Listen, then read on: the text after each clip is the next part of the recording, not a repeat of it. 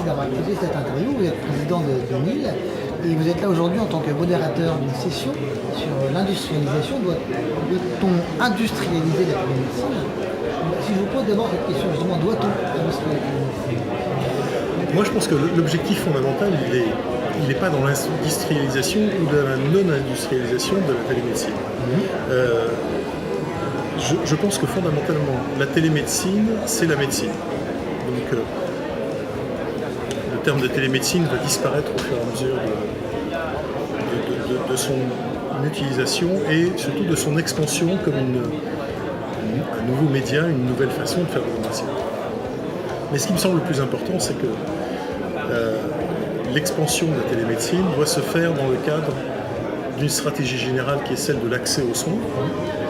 On sait qu'on a des problèmes immenses d'accès aux soins dans ce pays, alors qu'on a un système qui est un système de santé reconnu pour la qualité de sa recherche. Sur le plan de l'accès aux soins pour les gens, on a quelque chose qui pose un vrai problème. En ce qui concerne la télémédecine, c'est la médecine de demain. Donc on est confronté, la seule différence qu'il y a, c'est son expansion. On est confronté exactement aux mêmes problématiques que les problématiques que rencontre la médecine aujourd'hui. Et dans ces problématiques, on a un immense problème qui est l'accès aux soins. L'accès aux soins, c'est dans le cas des déserts médicaux, qui sont plus que des déserts médicaux, qui sont des déserts tout court, comment faire en sorte que les patients, les malades, aient accès à une médecine de qualité. On se targue toujours d'avoir un système de qualité en termes de médecine en France. À l'heure actuelle, ça pose quand même un vrai problème.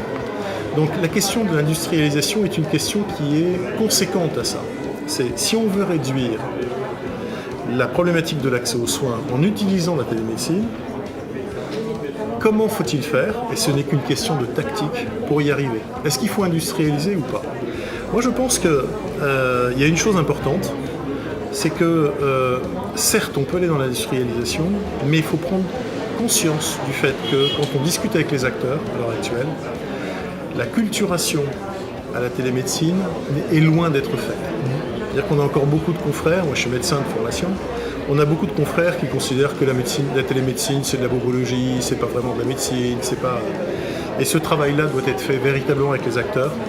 Et c'est peut-être justement là qu'on trouve une justification à la stratégie qui a été utilisée par la CNAM, c'est-à-dire passer un accord conventionnel avec les professionnels de santé pour en même temps leur laisser le temps de s'acculturer à ces nouveaux modes d'exercice.